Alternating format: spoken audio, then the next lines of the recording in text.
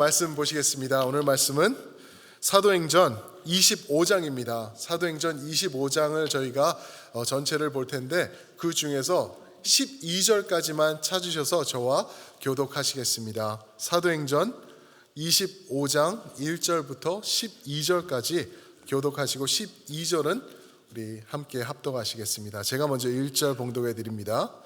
베스도가 부임한 지 3일 후에 가이사랴에서 예루살렘으로 올라가니 대제사장들과 유대인 중 높은 사람들이 바울을 고소할세 베스도의 호의로 바울을 예루살렘으로 옮기기를 청하니 이는 길에 매복하였다가 그를 죽이고자 함이더라. 베스도가 대답하여 바울이 가이사랴에 구류된 것과 자기도 머지않아 떠나갈 것을 말하고 또 이르되 너희 중 유력한 자들은 나와 함께 내려가서 그 사람에게 만일 옳지 아니한 일이 있거든 고발하라 하니라.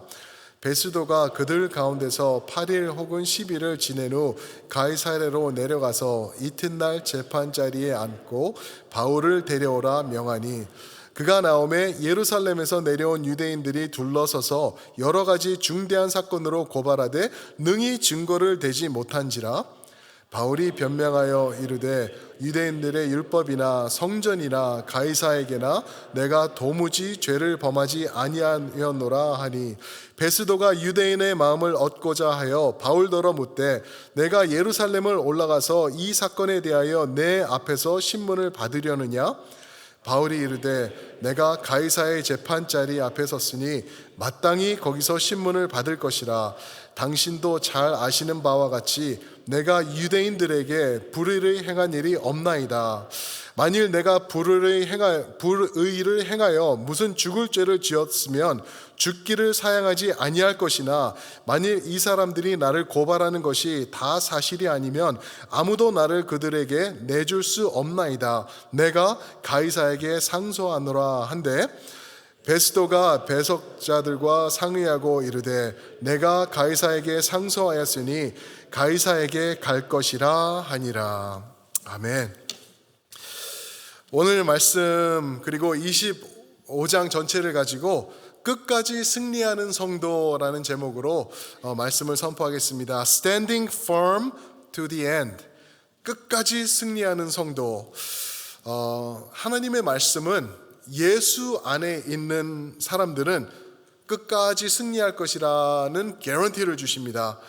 그 이유는 예수님께서 승리하셨기 때문에 그렇습니다. 요한복음 16장 33절에 아주 유명한 말씀이 있죠. 내가 세상을 이기었노라 라고 말씀하십니다. 예수님이 말씀하셨어요. 그 구절을 우리는 너무나 좋아해요. 왜냐하면 그 말씀에 비추어서 우리가 덩달아 예수님과 승리하기 때문에 이 세상을 이길 수 있기 때문에. 그러나 그 구절의 전 문장을 보면은 우리가 조금 기피하고 싶어질 수 있는 마음도 생길 것 같아요. 왜 그러냐면 예수님이 뭐라고 말씀하시냐면은 세상에서는 너희가 환난을 당하나 라고 말씀하셨어요. 환난을 당할 것이나 담대하라 내가 세상을 이기었노라 라고 말씀하셨습니다. 누가복음 21장에서는 19절에서는 그렇게 말씀하세요. 인내하라 말씀하세요. persevere, 인내하라. 그리고 마태복음 24장 14절 동일한 말씀에서는 끝까지 견디라. 중간에 탈락하지 마라. Stand firm to the end. 끝까지 견디라 라고 말씀하세요. 이게 내표하는 그 내용이 뭐냐면은 쉽지 않을 거다라는 것을 우리에게 말해주고 있어요. 그 쉽지 않은 이유가 많은 것들이 있겠지만 그 중에 큰 것 중에 하나가 영적인 문제죠. 영적인 문제예요. 영적인 세상을 많은 사람들은 거의 믿는 사람들도 그렇고 안 믿는 사람들도 그렇고 의식 못하면서 지내는 순간이 너무나 많아요. 그래서 사탄은 그것을 이용해서 우리를 영적으로 무너뜨리려고 방해를 할 것입니다. 영이 죽으면 육이 죽는 거는 따놓은 단상이기 때문에 그렇습니다. 그래서 우리에게 방해를 해오면서 승리하지 못하는 성도로 우리를 둔갑시켜 버리려고 노력을 할 거라는 것이죠. 무슨 말이냐? 힘이 없고 은혜의 은자도 모르고 하나님 경험이 전혀 없는 예수님과는 무관한 그러한 성도로 우리를 만들어 버리려고 사탄은 모든 에너지를 거기다가 쓸 거라는 거예요. 그 이유는 그렇게 해서 우리를 부끄러운 성도로 만들어 버리는 것. 그래서 우리의 구원조차도 흔들흔들하게 하게 만들어 버리는 것이 사탄의 역할, 그리고 그의 전략이라는 거죠. 오늘날 우리는 잘 알 수가 있죠. 이 구원은, 우리가 구원 받았으면 구원은 놓치지 않는다. 맞아요. 그거 진리예요. 그게 복음의 진리예요. 그런데 구원 받으면 우리가 생각하는 게 내가 천국 가면은 그거로 땡이다. 천국 가는 게 목적이고 지금은 괜찮다라고 생각을 해요. 그래서 예수가 필요한 이유는 나중에 천국에 골인하기 위해서 필요하다라고 우리가 착각을 하면서 살 수가 있다라는 것입니다. 그거 안 되나? 죽어서 천국 들어가면 좋은 거 아닌가? 그거로 만족할 수 없나? 절대 그렇지 않다는 거예요. 왜 그러냐 하면은 주님의 입장으로서 우리를 보시면서 하시는 말씀은 너희 안에 천국이 있다는 거예요. 지금 이 순간 천국을 누리고 있어야 된다라는 거예요. 그런데 우리는 지금은 잊어버리고 내 마음대로, 내 멋대로 사탄의 유혹과 계략에 넘어지면서 살면서 그날 죽는 날 천국 꼴이 나는 것만 생각하고 살 수 있다라는 거죠. 만약에 그렇다면 그건 큰 착각이고 하나님께 영광되지 않고 조금 더 나가면 십자가의 원수로 사용되는 것이라고 바울은 빌립보서 3장 18절에서 말하고 있어요. 십자가의 원수가 뭔지 제가 지난번에도 말씀을 드렸던 것 같은데, 결국에는요, 부끄럽게 세상의 조롱거리가 되어버려서 나의 구원뿐만 아니라 남의 구원까지도 내가 이루지 못하도록 사용받는, 그것이 바로 십자가의 원수다라고 말씀을 드렸습니다. 요즘처럼 세상에서 웃음거리로 떨어져 버린 기독교가 그렇게 웃음거리가 되는 시대가 또 있었을까 생각이 돼요. 교회가, 성도가 많은 안 좋은 소리를 들으면서 살아가고 있어요. 세상이 교회를 걱정해 주는 시대를 우리가 또 지나고 있다라고 또 목사님들은 그렇게 말씀을 하시더라고요. 어떻게 하면 될까? 무엇이 문제일까? 우리가 어떻게 하면은 끝까지 승리하는 성도로 우리가 살아갈 수 있을까? 그 내용을 오늘 말씀에서 제가 여러분들과 나누기 원하는 것입니다. 바울은 도대체 어떻게 했을까?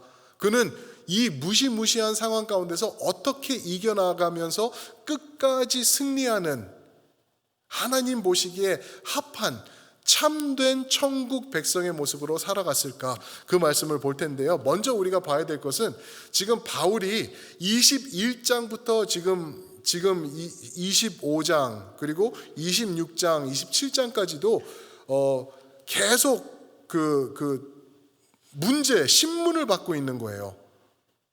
여러 종류의 사람들에게 공격을 받으면서 얻어 터지면서 신문을 받고 있는 그런 장면이 21장부터 계속해서 나오고 있어요. 왜 이렇게 길게 이 중요한 부분에서 이 신문 받는 내용을 다룰까? 결국은 답은요, 딱 하나예요. 끝까지 승리하는 모습을 보라는 거예요. 이런 일이 있고 저런 일이 있고 얻어 터지고 맞고 채찍을 맞고 누명을 쓰더라도 너희는 끝까지 이겨야 된다라는 내용으로 이 사도행전의 21장부터 그런 내용이 지금 들어가 있는데요. 보면은 누구에게 신문을 받냐면 먼저 유대인들이죠. 공격해 왔어요. 끄집어놨어요. 누명을 씌우면서. 그 다음에는 천부장에게 그냥 얻어 터집니다. 그리고 그 다음에는요, 산헤드린 공회, 이거는 그 종교적 정치파죠. 그들에게 끌려가서 또 여기 입을 또 주먹으로 맞아요. 그러면서 신문을 당하고, 그 다음에는 24장으로 와가지고는 벨릭스 총독 앞에서 씁니다. 근데 벨릭스 총독이 나쁜 사람이었어요. 자기 돈, 자기 이익만을 생각하던, 그래서 올바로 정치를 하지 못하던 사람이에요. 그 사람이 바울을 잡아놓으면서 계속 돈을 받을까 그것을 집중했다라고 24장 끝에서는 얘기를 하고 있죠. 2년 동안.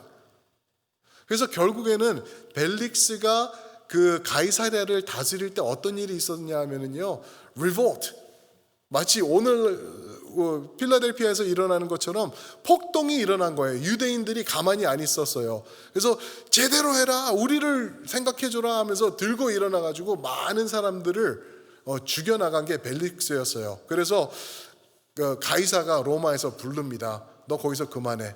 너 계속하면 안 되겠어 하고 다시 가이사 로마로 불러들이고 그 사람을 대치하려고 보낸 사람이 25장에 나오는 베스도 총독이에요. 베스도 총독.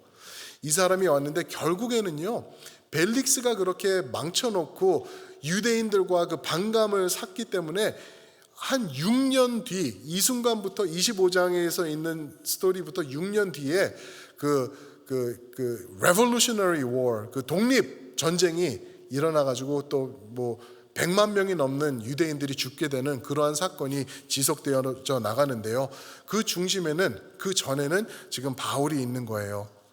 바울이 있으면서 이 사태에서 이런 어렵고 힘들고 무서운 사태, 자기를 죽이겠다고 덤벼드는 거예요. 이 말씀에 보니까 뭐라 그러죠? 베스도가 처음 왔을 때 1절에 보니까 처음 오자마자 유대인들을 캄다운 시켰어야 되는 거예요. 벨릭스가 망쳐놓은 것들, 그죠? 그러니까 오자마자 3일 후에 바로 예루살렘으로 찾아갑니다. 가서 이제 인사하는 거죠. 내가 새로 왔습니다. 나는 벨릭스랑 다릅니다. 나는 잘할 테니까 나에게 힘을 실어주세요 라고 말을 하는 거죠. 그랬을 때 2절에 보니까 대제사장들과 유력했던 그 리더들이 한 가지 부탁을 해요. 당신, 우리의 힘이 필요하지. 우리 도움이 필요하잖아. 정치 잘하려면은. 그러면 우리가 요구하는 거 들어줘. 하면서 바울을 보내달라 그래요. 3절에서. 바울을 우리에게로 보내라. 그 이유는 자기네들이 예루살렘에서 그를 신문하겠다는 건데 아니죠. 3절에 보니까 어떻게 하겠다는 거예요? 숨어 있다가 바울이 지나갈 때 매복하고 있다가 그를 죽이려는 그러한 모습으로 지금 들어가고 있는 거예요. 23장에 보면은 동일한 일이 있어요. 2년 전에 이런 트라이를 벌써 했던 사람들이에요. 기가 막히죠. 2년이 지났는데도 아직까지도 이 사람들이 원하는 거는 바울 죽이겠다는 거예요. 바울이 뭘 그렇게 잘못했는지 바울을 잡아 죽이겠다라고 그 사람을 보내라는 거예요. 근데 베스도가 정확하죠. 이 사람은 벨릭스랑 달랐어요. 법대로 제대로 하자라고 하면서 당신들이 로마 사람이니까, 바울이 로마 사람이니까 당신들이 가이사로로 내려와라. 거기서 나랑 같이 이 사람을 신문하면 된다라고 얘기를 합니다. 그리고 신문하는 과정이 25장 말씀이에요. 그 신문하는 과정에서 첫 번째로 드러나는 바울의 승리의 모습이, 어떻게 그 바울이 승리하는 삶을 살 수 있었나, 그것이 드러나는데 그게 뭐냐면은요, 첫 번째가 하늘 아래 떳떳하게 살았던 바울이었던 것을 말씀에서 보고 있어요. 하늘 아래 떳떳했다, 아무 흠잡을 것이 없었다라고 볼 수가 있는 거죠. 오늘을 사는 많은 교회 또 성도들은 이 떳떳함이 있을까? 어떻게 생각하세요?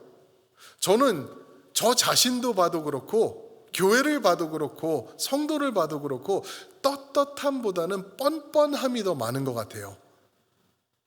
너무나 뻔뻔하게 그냥 살아가면서 대충 적당히 타협하면서 세상 것 붙잡고 또 하나님 앞에 하려고도 하고 하나님께 헌금도 하고 세상에서 또 이것도 챙기고 이런 식으로 살아가는 그러한 성도의 모습, 교회의 모습이 너무나 많은 거예요. 예수님께서 당시에 오셔서 바리새인들을 그렇게 예수님께서 들추셨잖아요. 폭로하셨잖아요. 그 이유가 뭐예요? 하나님께 전적으로 드려지지 않고 너희는 하나님을 이용해서 너희 거를 챙기려고 그런다. 그러는 모습이 그들에게 있었기 때문에 그들을 예수님께서는 아주 적나라하게 폭로하신 거죠. 그런 모습이 오늘날 다시 한번 반복되고 있는 것은 아닌가 우리가 생각해 볼 수 있습니다. 이 말씀을 준비하면서 제가 지난 5월 달인가 그때쯤에 들은 교회 얘기가 있어요.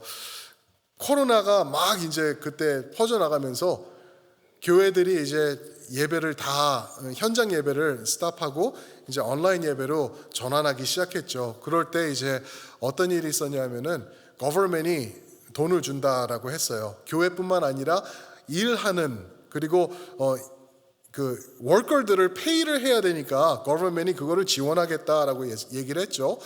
그랬을 때 어떤 얘기가 있었냐면은 한 교회에서 법을 잘 이용해 가지고 이것저것 잘 갖다 맞춰 가지고 이만큼 받아야 되는데 이만큼 받았다고 하나님의 은혜가 임했다고 자랑하는 거를 통해서 들었어요. 그래서 그냥 그 당시는 뭐 정신이 없는 때니까 그랬는데 자꾸만 머리 뒷속에서 그 생각이 나는 거예요. 그게 과연 올바른 건가? 그게 과연 하나님의 은혜인가? 내가 법을 잘 알았어. 융통성 있게 잘 대처해서 받아낸 건가? 아니면은 내가 온전하게 정직하게 하지 않고 대충 바꾸면서 대충 적으면서 더 많은 것을 누리려고 한 모습이 있지는 않았을까? 그런 생각이 되더라고요. 이런 생각이 계속 떠오르는데 제가 어렸을 때 들은 얘기가 또 하나 있어요. 이 말도 안 되는 얘기인데 한 부흥사가 제가 어렸을 때 자란 교회에서 있었는데 부흥사가 오셨어요. 부흥사가 오셨는데 그분이 외국을 부흥사로 자주 다니시는 분이 전 누군지도 기억도 안 나죠. 어렸을 때니까. 근데 하나가 딱 기억나는 게 있어요. 뭐 말씀 아무것도 기억 안 나는데 그분이 간증한 게 하나가 딱 기억나는데 지금 거의 40년이 지나서 아직도 기억나고 있는 거예요. 그러니까 저한테 이게 아주 이상한 거로 남아있는 것 같아요. 무슨 얘기를 그분이 하셨냐면은 지난번에 부흥회 때 왔다 갈 때 반지를 샀대요. 반지를 사셨대요. 근데 큰 다이아 반지인데 이거를 그 보고를 해야 되는 거죠. 얼마 돈이 넘어가면은. 근데 이거를 발가락에 끼시고 테이프로 잘 감으셔가지고 그거 문제 없이 잘 통과됐습니다. 할렐루야. 그런 말씀을 제가 모르겠어요. 지금 착각으로 잘못 이해하는 건지는 모르는데 그 내용이 머리 뒤에서 그 교회 이야기를 하는데 문득 또 떠오르는 거예요. 그 당시는 아시잖아요. 신발 벗지도 않고 뭐 이런 것도 없이 그냥 이것도 없이 그냥 통과하고 주머니에 있으면 나오고 사람들도 그만큼 정직했던 때고 그런데 부흥사께서 그렇게 해서 하나님의 은혜를 선포하시는 것을 보고 이거는 아니다. 이거는 아니다. 하늘 아래 떳떳하게 살아야 되는데 성도의 모습일까라는 그러한 의문이 들었던 생각이 들었습니다. 바울은 어땠을까? 바울은 어떤 고백을 했을까? 오늘 말씀 8절과 10절 말씀을 보시면은 바울이 이렇게 고백을 하죠. 바울이 이르되 내가 가이사의 재판 자리에 섰으니 마땅히 거기서 신문을 받을 것이라. 당신도 잘 아시는 바와 같이 내가 유대인들에게 불의를 행한 일이 없나이다. 10절에서 말하고 있어요. 당신도 아십니다. 내가 떳떳합니다. 불의를 행하지 않았습니다. 라고 선포하고 있어요.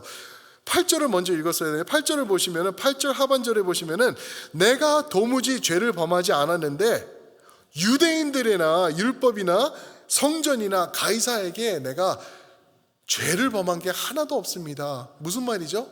하늘 아래 나는 떳떳합니다 라고 고백을 하고 있는 거예요. 어느 정도까지요? 11절에 보면은 내가 죄를 졌으면은 나 죽겠습니다. 죽는 게 당연합니다. 나를 죽이세요. 그런데 죄가 없으면은 제대로 나를 신문하시고 내가 올바로 신문 자리에 쓸 수 있도록 나를 당신이 보호해야 됩니다. 라고 떳떳하게 얘기를 하고 있어요. 하늘 아래 떳떳했던 바울의 모습. 제가 자꾸 하늘이라고 말을 하죠. 그죠? 하늘 아래, 하늘 아래. 제가 일부러 이 단어를 쓴 거예요. 왜 그러냐면은 우리 유교적인 사상, 우리 또 옛날 한국에서는 하늘 신을 우리가 믿었어요. 그죠? 그래서 하늘 신을 믿어가지고 거기서 나온 개념이 천당이라는 개념이에요. 유교적 사상이죠. 성경적인 게 아니에요. 그래서 그게 또 성경에 들어올 때는 천국으로 번역이 되어서 들어왔대요. 근데 하늘이라는 단어를 복음서에서는 어떻게 쓰냐면요, 하나님을 대신해서 쓰고 있어요. 기억하시죠? 구약에서는 여호와 그 하나님의 이름을 부르지 못해서 대신 부르던 이름이 주란 the Lord, 그죠? 원어로는 아도나이라고 불렀어요. 그와 같이 하늘이라고 말하는 것은 하나님을 얘기를 하는 거였어요. 그래서 누가복음 15장 18절에 보시면은 어떤 이유가 있죠? 돌아온 탕자 이야기가 나와요. 그죠? 탕자가 돌아와 가지고 멀리서 아버지가 보고 자기를에게 또 쫓아나와서 뛰어나와서 자기를 포옹하는 그 아버지에게, 아버지, 제가 하늘과 아버지에게 죄를 졌나이다 라고 고백을 해요. 그 말은 하나님과 아버지 앞에서 내가 죄를 졌습니다 라고 회개를 하고 있는 거예요. 그렇듯이 하늘 아래 우리가 떳떳하게 살자라는 것은 하늘 앞에 일점의 부끄러움 없이 살자가 아니에요. 하나님 앞에 떳떳한 성도로 살자, 그 말입니다. 우리가 얼마나 하나님 앞에 서 있는 우리 자신을 자주 깜빡깜빡하면서 사는지, 하나님이 나를 보고 계시고 내 옆에 계시고 내 안에 예수님이 지금 동행하고 계신다는 것을 우리가 기억한다면 이런 모습으로 살 수 있을까? 이대로 내가 그냥 뻔뻔하게 사는 게 괜찮은 것인가? 우리가 생각해 볼 수 있다는 거죠. 그래서 하늘 아래 하나님 앞에 우리가 떳떳하게 살아야 된다. 어떻게 하는 것인가? 그것은 간단해요. 말씀 중심으로 사는 것이에요. 하나님 말씀 중심으로. 이렇게 말씀드리면은 또 오해할 수 있는 게 뭐냐면은요, 하나님 말씀을 가지고 이거 도덕적인 책으로 둔갑시켜버리는 일들이 너무나 많아요. 하나님 말씀대로 살라 그러니까 여기서 뽑아내는 거예요. 거짓말하지 마, 착하게 살고 남을 해하지 않고 좋게 살아야지, 이래서 내가 도덕적인 사람으로 살아야지 하나님께서 기뻐하실 거야, 착하게 살아야지, 그렇게 끝내는 경우가 너무나 많아요. 근데 이거 잘못된 거예요. 왜냐하면요, 이건 도덕책이 아니거든요. 이건 복음책이에요. 복음책. 여기서 항상 예수님을 발견하시고 예수님을 뽑으셔가지고 나의 삶에 예수님을 적용하고 예수님을 끌어들여야지 되는 거예요. 그래서 예수님이면은 이 순간 어떻게 하실까? 내가 예수님의 사람이기 때문에 나는 어떠한 결정을 내려야지 내가 올바로 사는 것인가? 말씀을 통해서 보는 것이에요. 도덕책 아니에요. 복음책입니다. 그럼 그게 도대체 어떻게 사는 것인가? 또 질문이 나올 수밖에 없죠. 이게 오늘 두 번째 포인트인데요. 바울을 보면은요, 복음대로 성실하게 살았던 사람이다라는 것을 오늘 말씀에서 간단하게 볼 수가 있어요. 복음대로 성실하게, 그죠? Truthfully, according to the gospel, 복음을 따라 살았던 바울. 그 내용이 언제 드러나냐 하면은요, 이제 보세요. 베스도가 새로 이제 그 총독이 돼서 가이사랴를 다스리기 위하여서 왔어요. 그때 이미 존재하고 있던 분봉왕이 또 있어요. 그게 누구냐 하면은 헤롯 아그리파 2세. 헤롯 아그리파 2세 13절부터 나오거든요. 이 사람이 있는데 우리가 헤롯 하면은 헷갈려져요. 성경에서 한 4명 또는 5명의 헤롯이 나오기 때문에 그래요. 그런데 이 헤롯이 이제 이 베스도가 이제 새로 총독이 돼서 왔으니까 이 사람에게 와서 문안을 합니다. 버니게라는 자기 누이랑 같이 와서 문안을 해요. 그랬을 때 베스도가 바울을 보고 싶어 하는 이 아그리빠에게 이 사람은 이런 사람입니다 라고 얘기를 하는 게 이제 18절과 19절에 나오고 있어요. 18절 한번 보실까요? 어떻게 바울을 얘기를 하는지. 원고들이 서서 내가 짐작하던 것 같이 악행의 혐의는 하나도 제시하지 아니하고, 무슨 말이죠? 저 유대인들 대제사장들이 왔는데 바울을 죽여달라 그러는데 이 사람 죽일 죄는 하나도 얘기하지 않습니다. 그러면서 19절 뭐라 그러죠? 오직 자기들의 종교와 또는 예수라 하는 이가 죽은 것을 살아있다고 바울이 주장하는 그 일에 관한 문제로 고발하는 것뿐입니다 라고 고백을 하고 있어요. 무슨 말이죠? 19절은 예수 그리스도가 죽지 않고 부활했다, 살아있다라고 바울이 자꾸만 얘기해서 그것 때문에 이 사람이 이렇게 죽을 고비까지 지금 와 있는 겁니다 라고 아그리빠 왕에게 설명을 하고 있는 것이죠. 여기서 잠깐 이 아그리빠가 도대체 어떤 사람인가 좀 설명을 드릴 필요가 있어요. 아그리빠 2세인데 이 아그리빠 2세는요 헤롯 대제, 헤롯 대왕 기억나시죠? 예수님이 태어난 후에 2살 미만의 모든 아이를 죽인 헤롯, 그 헤롯의 증손이에요. 증손. 그러니까 증조 할아버지가 예수라는 사람 때문에 그때부터 엇갈리기 시작한 거예요. 그러면서 모든 아이들을 죽여나갔어요. 거기서 시작돼가지고 그 헤롯의 아들이 헤롯 안디바예요. 안디바, 헤롯 안디바. 영어로는 안티파스라고 하는데 이 사람은 누구냐 하면은 세례 요한을 참수시킨 사람이에요. 기억나시죠? 세례 요한이 감옥에 있었는데 감옥에 집어넣은 이유는 자기 동생 빌립, 헤롯 빌립의 아내 헤로디아를 취했기 때문에 그거 회개하라라고 선포했을 때 감옥에 넣고 이제 그 딸이 와가지고 춤을 추니까 괜히 좋아가지고 뭐 해줄까 그러니까 엄마가 세례 요한 데려다가 목 쳐라 그래가지고 세례 요한 죽인 그 사람이 바로 할아버지예요. 오늘 아그리빠 2세. 그럼 아그리빠 2세의 아버지는 누굴까요? 정답, 아그리빠 1세. 아그리빠 1세. 그도 헤롯이에요. 아그리빠 1세는 누구냐 하면은요, 사도행전 12장에 나오는 야고보를 칼로 죽인 사람이에요. 기가 막힌 집안이죠. 그냥 피투성이 피비린내가 나는 그 증조 할아버지 때부터 쫙 내려오는 그 아그리빠 2세가 오늘 13절에 나오는 이 베스도 앞에 와서 문안하고 있는 이 아그리빠 2세예요. 이 사람은 누구를 죽였나 생각되죠. 특별히 죽인 사람은 없었는데 더 이상한 게 있어요. 13절 한번 읽어보실까요? 제가 읽어드릴게요. 수일 후에 아그리빠 왕과 버니게가 베스도에게 문안하러 가이사라에 와서 누구랑 왔다 그러죠? 버니게랑 왔대요. 버니게, 버니스, 여자예요. 누구냐 하면은요, 기가 막혀. 이거 말도 안 돼. 콩가루도 이런 콩가루가 없어요. 버니게가 누구냐 하면은 자기 삼촌과 결혼했다가 이혼하고 지금 자기 오빠에게 돌아와서 오빠랑 같이 살면서 근친상간하고 있는 여인이에요. 버니게가 이복누이죠. 이복누이. 삼촌과 결혼했다가 거기서 벌써 돌로 치는 건데 이혼하고 또 돌로 치고 그리고 돌아와가지고 자기 오라버니와 같이 사는 거예요. 이거는 돌 기관총으로 쳐야 되는 거예요. 그런 여인과 같이 사는 거예요. 이 아그리빠 2세가 나타날 때는 항상 버니게가 나타나요. 그래서 23절에도 보면은 버니게가 크게 위험을 갖고 나타났다라고 또 얘기를 해요. 피투성이뿐만 아니라 콩가루 투성이가 있는 헤롯 가문의 역사를 성경에서 적나라하게 드러내고 있어요.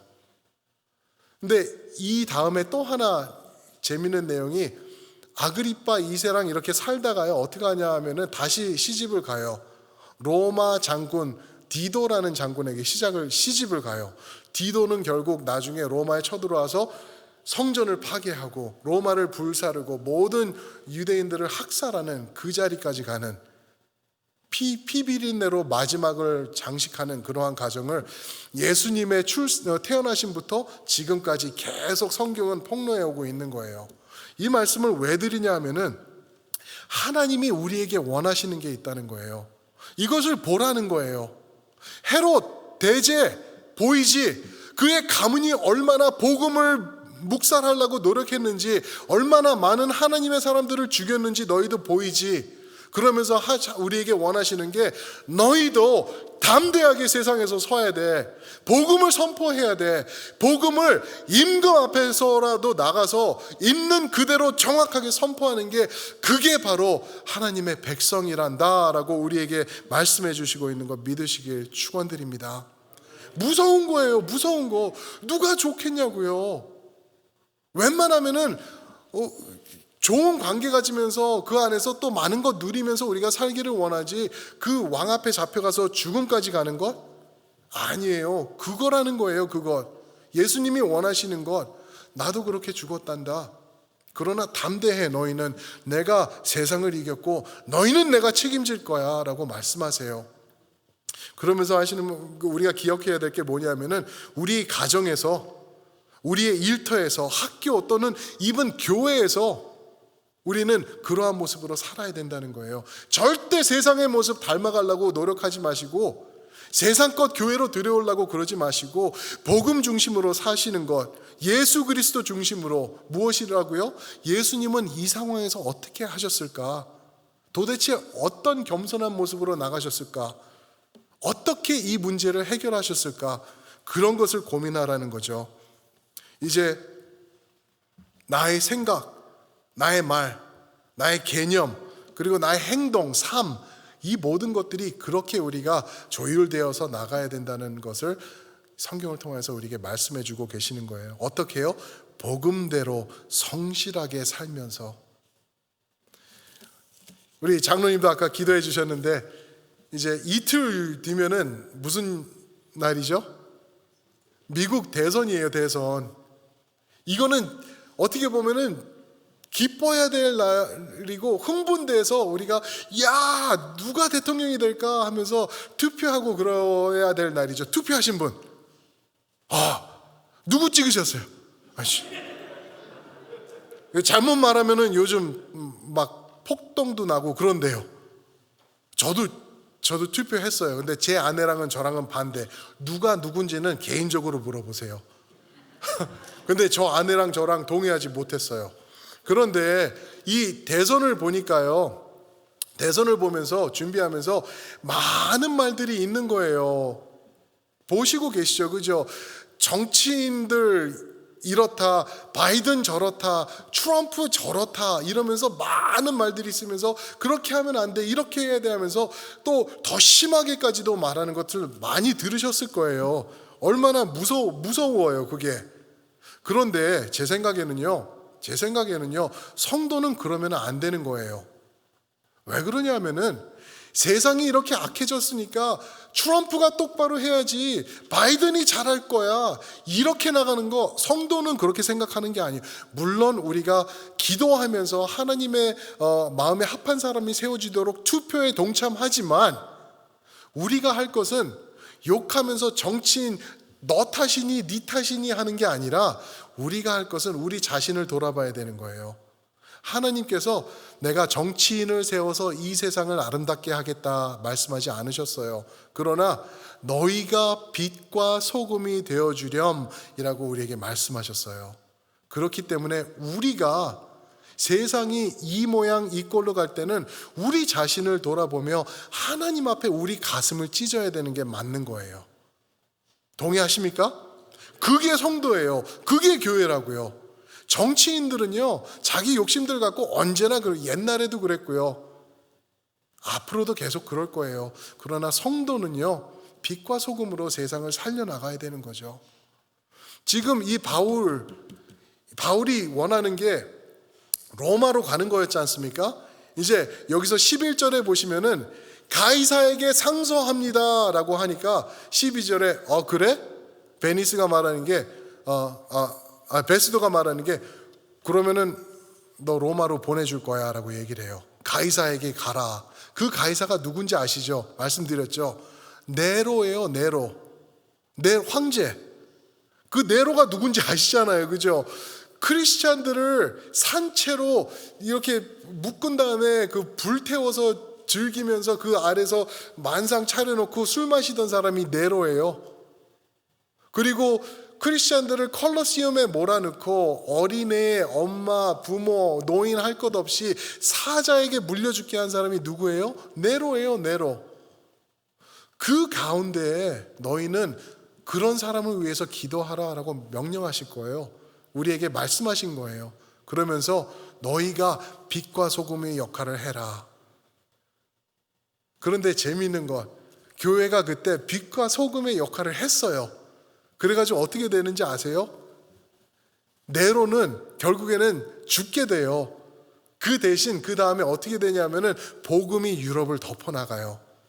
쫙 웨스턴 유럽을 덮어나가면서 복음이 선포되기 시작하죠. 왜요? 성도들이 빛과 소금의 역할을 감당한 거예요. 복음대로 성실하게 떳떳하게 하늘 아래서 살았기 때문에 가능했어요. 오늘날도 그랬으면 좋겠는데 그렇지 못한 것 같아요. 왜요? 여러분들과 제가 누군가 하겠지. 에이 나야 뭐 이 조그만 것 이거 하나야 뭐 요거 속인다고 누가 뭐 이게 무슨 큰 그게 있겠어. 하나님도 이 정도는 용서하셨는데 용서하실 거고 그거 아니라는 거예요. 사랑하는 성도 여러분, 하늘 아래 하나님 아래 떳떳하게 사시면서 복음대로 성실하게 사시는 여러분들 되시길 주님의 이름으로 축원드립니다.